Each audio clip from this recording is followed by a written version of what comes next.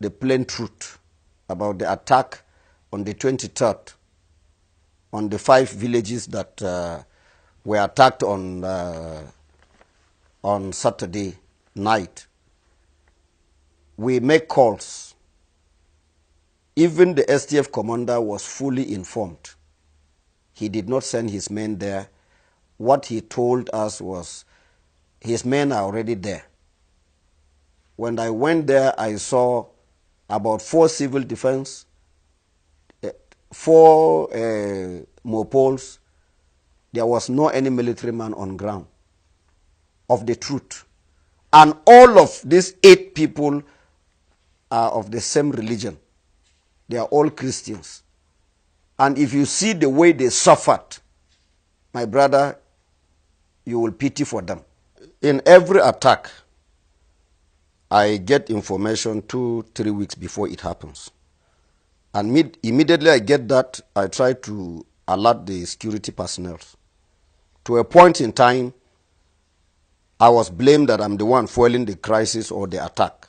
How do I know it? Sometimes they insisted I must tell them the name of my informant and where he's coming from. I said, no. And even the connivance between them and the government, they tell me. So when you put the message across, the government doesn't take it serious. And most especially this administration, the governor's aides doesn't even pick calls of anybody. Even yesterday night, I tried calling the governor on the attack going on Doroa. He didn't pick my call. So the missed call is there. He will not reply. Sometimes his PA will give you a message, noted, and it is gone. Even at the heat of the crisis. So you call the STF, their spokesman will tell you they are not aware, and it goes. And most especially, the attack is perpetrated by these military men. They aid them in carrying the attack. So we always give information before it happens. The CIB, they are everywhere and they bring information.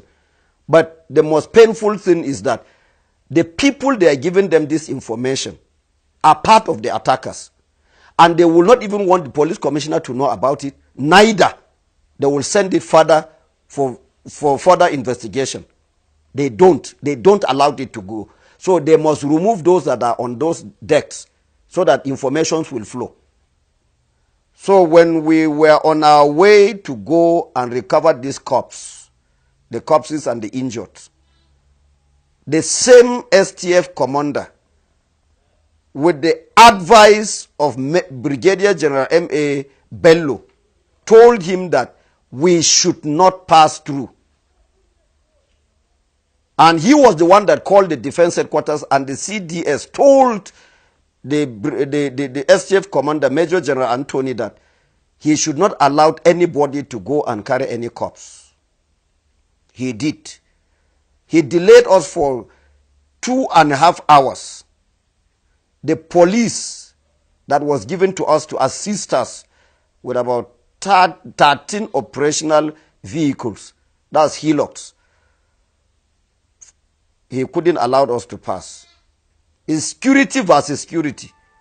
So they had to turn back and go back to their base in Barikin Ladi. So from there, I insisted I must go because I can't allow my people to just die like that without any burial. So I forced myself in with some few people with me, and we entered. Immediately we approaching the villages, we started seeing the Fulanis grazing on the farm that is already being wheat and then planted. They were grazing on the farmland. We have the videotapes and everything. Then about 5 or 3 meters away, we started seeing some decomposed corpses in the bush along the roads. That was when we started piling these dead bodies.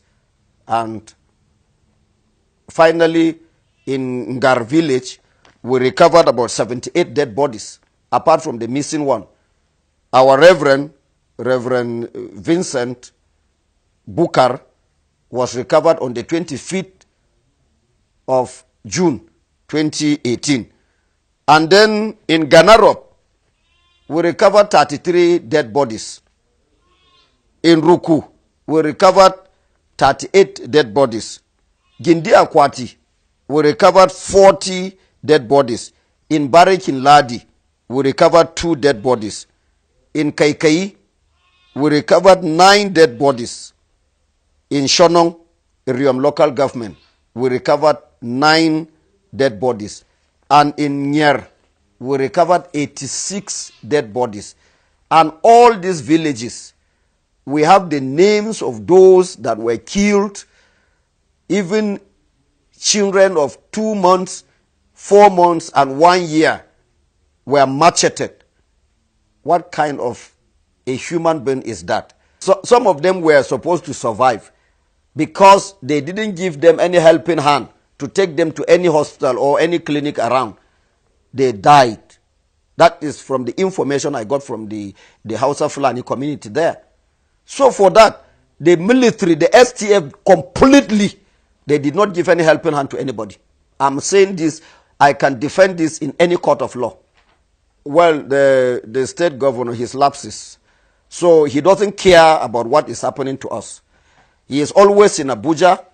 He is always with the president. So we don't have a governor on the plateau. I'm saying this without any mixing of words. My name is Jerry Datim. He can say anything. We don't have a sitting governor on the plateau. He has no role to play. He is loyal. His loyalty is to Buhari. So we don't have a governor. I'm saying this without any contradiction. Presently, we have lost nothing less than or more than 87 villages to the Fulanis completely. No indigene, no landowner is living in those places. Mind you, in part of Riam local government, the Fulanis told the landowners when they went to farm that, what brought you here? Who gave you this land? They said, it's my own. They said, my friend, will you pack and go or else we kill you here? And the old man and his wife refused to go. They killed him. The same thing in Bokos. 9 villages raided. Up till now, no indigene has gone back to that place in Darfur. And they are planning to take over Butura. Very soon they will take over. Yesterday night they have taken over Doroa. They extended to Marabang Kantoma and then Jakatai. So if really the federal government wants peace, for us to live in peace, they should ask these Fulanis to vacate those villages that has been taken over by them with immediate effect. If they really want us to live in peace, they should ask the Fulani to vacate all these places that they have occupied, that it has become their territory. We have one traditional ruler who is taking care of us, who is our voice, is Aku Uka of Ukari. But the rest, we don't have traditional rulers. I will say this without any mixing of words. Reason is because they have been politicized. They go along with the government of the day. And they are all under Buhari. He gives them instruction. He paid them their salaries, and that is all. We are no longer important to any traditional ruler on the planet Earth. Those that did the killing, as I told you, the burial that took place in Gar, which I did, I officiated the burial. It was the same Fulanis and the Hausa community within there that helped me in digging the grave. And they know the perpetrators. They know them. They saw their guns. And nobody was arrested. But for some of our boys who were carrying cutlasses, they were arrested. So you cannot arrest a militia that is trained by federal government. You can't arrest them because they are the ones that send them. Like Maiduguri, Borno and Yobe, Adamawa, they have civilian JTF. Can you arrest civilian JTF? You can't. So they are part and parcel of the military. So you cannot touch your colleagues. But the soldiers can arrest, they can harass police. But they cannot harass the Fulanis. Everybody knows that the military are part of the problem. If they remove security, if they remove the STF or JTF, wherever they are today in this country, we will live in peace.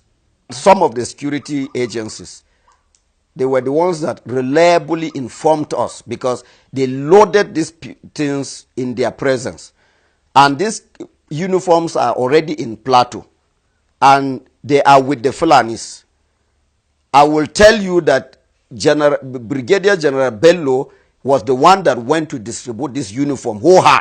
He used his military hillocks to disburse these uniforms in those villages that were attacked on Saturday and Sunday, and that of yesterday night, Monday night.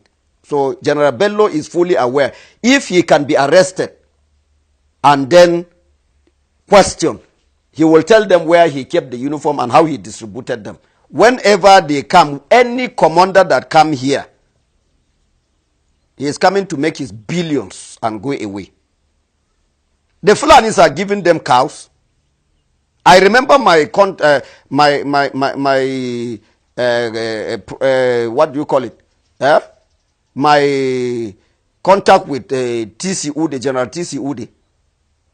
He detained me for 5 weeks. He collected cows from the Fulanis. The day he moved the cows from Plateau to his village, that was the day I make my call, and he was retired voluntarily by force. The same thing all of them are doing. They will tell you they are Christians. General Anthony is speaking with the Sultan. He takes directive from Sultan direct. Because Bello is here on a mission. What kind of a country is that? People, the whole world have spoken about the combination of the army chiefs. But Buhari is not giving us consent. So he is here to actualize Islamization of Nigeria. But let me tell you, whosoever is listening to me, there will be no 2019 in Nigeria. I'm not prophesying. There will be no 2019 in Nigeria. The blood of those 4 months, 3 months children that were shed in Gar and other villages, it will go back to them. All of them will pay for it dearly. Very soon, Lalong will get his own share by the special grace of God. I am not God, but God is still at work. If the God of Moses can lead the children of Israel to cross the Red Sea, we still worship that God today. We will cross the Red Sea. Lalong is counting his days. Whosoever is with him should repent and then turn over so that we can forge ahead. God bless you.